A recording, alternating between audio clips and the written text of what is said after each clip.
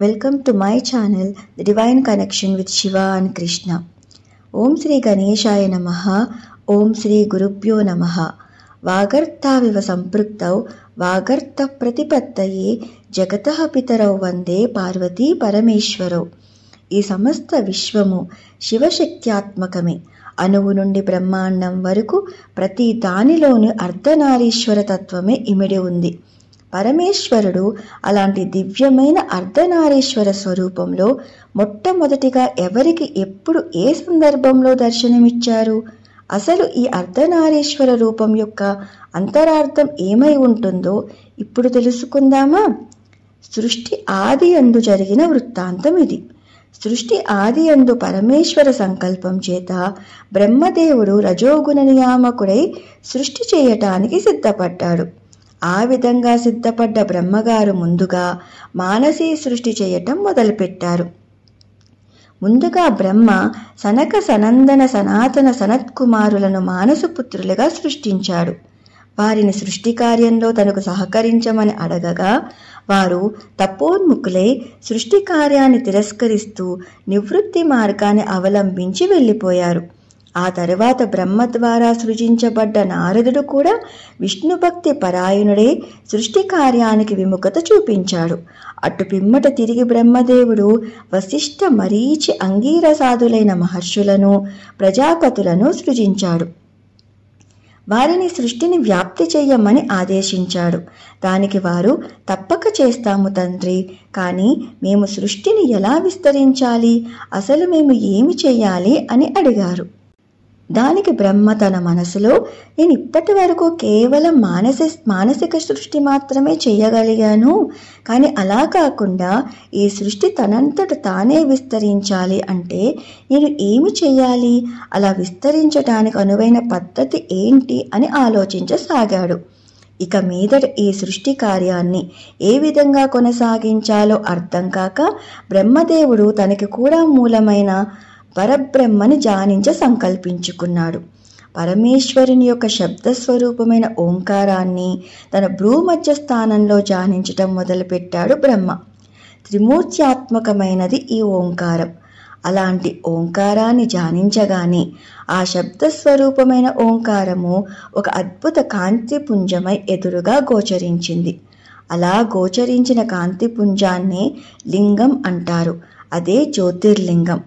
ఓంకారం శబ్దలింగమైతే అది జ్యోతి స్వరూపంలో కనపడితే జ్యోతిర్లింగం. ఓంకారం యొక్క వ్యక్త స్వరూపమే జ్యోతిర్లింగం. చెట్టు కన్నా ముందు ఉన్న విత్తనం లాంటిది ఈ లింగం. అలా వ్యక్తమైన జ్యోతిర్లింగాన్ని నమస్కరిస్తూ అలానే ఉండిపోయాడు బ్రహ్మ. క్రమంగా ఆ జ్యోతిర్లింగము ఒక నిర్దిష్ట రూపం ధరించి గోచరించింది బ్రహ్మకి. ఒకవైపు అమ్మవారు, ఇంకోవైపు అయ్యవారు. అదే అర్ధనారీశ్వర స్వరూపం. ఈ రూపం మొట్టమొదటిగా దర్శనమిచ్చింది బ్రహ్మదేవుడికి. అది చూసి బ్రహ్మ ఆనంద పరవశుడై నమస్కరించి పారవస్యంతో ఆ రూపాన్ని స్తుతించాడు. ఓంకార స్వరూపమైన పరమేశ్వర, నీకు నమస్కారము. సృష్టిని ఎలా కొనసాగించాలో తెలియక ఆలోచిస్తూ ఉన్న నేను నిన్ను ధ్యానించగానే నువ్వు నాకు కనిపించావు. కానీ మీ ఈ స్వరూపం యొక్క మర్మమేంటో అంతుపట్టడం లేదు ఈశ్వర, దయచేసి తెలియజేయగలరు అని వేడుకున్నాడు. దానికి ఈశ్వరుడు, బ్రహ్మదేవ చింతించకు, నువ్వు ఏ ఉద్దేశంతో నన్ను ధ్యానించావో దానికి తగ్గ రూపంలోనే నేను ఇప్పుడు నీకు దర్శనమిచ్చాను. ఈ రూపమే నీ మనసులో ఉన్న నీ చింతకి సమాధానం.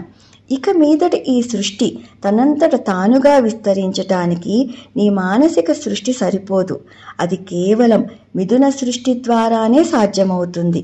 దానికి అనువైన అర్ధనారీశ్వర స్వరూపాన్ని నీవు ఇప్పుడు దర్శించావు అన్నారు ఈశ్వరుడు. ఎడమవైపు ఆది స్త్రీమూర్తిగా అమ్మవారు, కుడివైపు ఆది పురుష రూపంగా అయ్యవారు. ఈ సమస్త విశ్వానికి మూలమైన జగన్మాత జగత్పిత స్వరూపమే ఈ అర్ధనారీశ్వర స్వరూపం. ఈ రూపాన్ని చూసిన బ్రహ్మకి స్త్రీ పురుష రూపంగా ఉంటేనే సృష్టి విస్తరిస్తుంది అని అవగతమయ్యింది. కానీ ఇప్పటి వరకు తను మానసిక సృష్టిలో కేవలం పుంస్వరూపాలనే సృజించాడు. అప్పటికింకా బ్రహ్మ ద్వారా స్త్రీ సృష్టి జరగనే లేదు. బ్రహ్మకి స్త్రీ స్వరూప జ్ఞానం లేకపోవటం వలన మానసికంగా తను కేవలం తన రూపానికి అనువైన పురుష రూప సృష్టి చేయగలిగాడు. కాబట్టి బ్రహ్మకి స్త్రీ సృష్టి ఎలా చేయాలో అర్థం కావట్లేదు. అది గమనించిన ఈశ్వరుడు, బ్రహ్మదేవా, నువ్వు స్త్రీ సృష్టి చెయ్యలేవయ్యా అని అంటూనే అప్పటి వరకు ఉన్న అర్ధనారీశ్వర రూపంలోని ఎడమవైపున ఉన్న స్త్రీ రూపము ఉమాదేవిగా, కుడివైపు ఉన్న పురుష రూపం పరమశివునిగా విడవడి గోచరించింది బ్రహ్మదేవునకు. ఇక మీదట సృష్టికి అవసరమైన స్త్రీ సృష్టిని ఈ ఉమాదేవినే కొనసాగిస్తుంది అని అన్నారు ఈశ్వరుడు. అప్పటి నుండి అమ్మవారి నుండి స్త్రీ ప్రధానమైన సృష్టి అంతా విశ్వంలో విస్తరించింది. అందుకే స్త్రీ సృష్టి అంతా బ్రహ్మ సృష్టి కాదు, అది స్వయంగా అమ్మవారి సృష్టిని. అందుకే స్త్రీలందరూ జగన్మాత స్వరూపులు. స్త్రీ అమ్మవారి యొక్క విభూతి. స్త్రీ శరీరంలో ఉన్న బీజోత్పత్తి, స్త్రీతత్వం అమ్మవారి శక్తిని అని గుర్తించాలి. బాలగా, కుమారిగా, సువాసినిగా, చివరికి పూర్వ సువాసిని అయినా కూడా స్త్రీ పూజ్యురాలే. ఈ విధంగా వ్యక్తమైన అమ్మవారు బ్రహ్మదేవునితో, అతి త్వరలో నువ్వు సృష్టించిన దక్ష ప్రజాపతికి కూతురుగా వస్తాను, అలా వచ్చి నేను తిరిగి పరమశివుణ్ణి వివాహం చేసుకుంటాను అని అభయమిచ్చింది.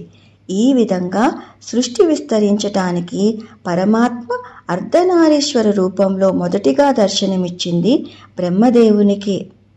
ఈ విశ్వంలో స్త్రీ సృష్టి కోసం వచ్చిన రూపమే ఈ అర్ధనారీశ్వర రూపం. అసలు ఈ అర్ధనారీశ్వర రూపం యొక్క అంతరార్థం ఏంటి తెలుసుకుందామా? శివపార్వతులు ఇద్దరూ వేరుగా కాకుండా ఈ విధంగా ఒకే శరీరంలో ఏకస్వరూపంగా వ్యక్తమవ్వటం వెనక మర్మమేంటి? నిజానికి అక్కడ వ్యక్తమైంది ఇద్దరు కాదు, ఒక్కటే. ఆ ఒక్కటి కూడా స్త్రీ కాదు, పురుషుడు కాదు. అది కేవల సచ్చిదానంద పరం జ్యోతి. అలాంటి సచ్చిదానంద పరం జ్యోతి విశ్వ నిర్వహణ కోసం తనను తాను రెండుగా ప్రకటించుకుంది. ఇక్కడ భారతీయ ఋషి మనకు అందించిన గొప్ప భావం ఏంటి అంటే, స్త్రీ పురుష అనేది రెండు కాదు, ఒకే తత్వం యొక్క రెండు భాగాలు అని. కాబట్టి ఆ అర్ధనారీశ్వర స్వరూపాన్ని ఎడమవైపు నుంచి చూస్తే పరమేశ్వరి, కుడివైపు నుండి చూస్తే పరమేశ్వరుడు. వారిని రెండుగా కాకుండా ఏకంగా గ్రహించాలి అన్నది దానిలోని అంతరార్థం. అంతేకాదు, చివరికి పురుష శరీరంలో పురుషతత్వం బయటకు వ్యక్తమై స్త్రీతత్వం అంతర్లీనంగా ఉంటే, స్త్రీ శరీరంలో స్త్రీతత్వం వ్యక్తమై పురుషతత్వం అంతర్లీనంగా ఉంటుంది. సృష్టిలో అణువు మొదలుకుని బ్రహ్మాండం వరకు ప్రతి దానిలో స్త్రీ పుం తత్వాలు రెండూ కలిసే ఉంటాయి. చివరికి వృక్షాల్లోని, శిలల్లోని, ప్రపంచంలోని ప్రతి అణువు స్త్రీ పురుష తత్వాల కలయికతోనే ఏర్పడుతుంది. కేవలం హెచ్చుతగ్గుల తేడానే ఉంటుంది. ఈ విశ్వమంతా స్త్రీ పురుష ఏక స్వరూపమే. నిజానికి బ్రహ్మ, విష్ణు, మహేశ్వరులు ముగ్గురు కాదు, 3 రూపాలతో ఉన్న ఒకే పరమాత్మ. అదేవిధంగా ఇచ్ఛా జ్ఞాన క్రియాశక్తులైన లక్ష్మీ, సరస్వతి, పార్వతి ముగ్గురు కాదు, 3 రూపాలతో ఉన్న ఒకే ఆదిశక్తి. సూర్యుడి నుండి కాంతి ఎలా వేరు చేయలేమో, చంద్రుడి నుండి వెన్నెలను ఎలా వేరు చేయలేమో, అలానే పరమాత్మ నుండి పరాశక్తిని వేరు చేయలేము. అమ్మవారు శక్తి అయితే అయ్యవారు శక్తిమంతుడు. అందుకే లక్ష్మీనారాయణులు, శివపార్వతులు, సీతారాములు అనే దంపతీ భావాన్నే మనం లోకంలో ఆరాధిస్తూ ఉంటాము. సృష్టి అంతా దంపతీ భావమే, స్త్రీ పురుష ఏకతత్వమే. ఈ విధంగా సృష్టిలో ప్రతి దానిని, ఈ సమస్త విశ్వాన్ని స్త్రీ పురుష సమన్వయ రూపంగానే మన ఋషులు దర్శించారు. ఇదే అర్ధనారీశ్వర తత్వము. సర్వం శివార్పణమస్తు. స్వస్తి. Thanks for watching. Please do like, share and subscribe. ఇంకొక మంచి కథతో తొందరలోనే మళ్ళీ కలుద్దాం.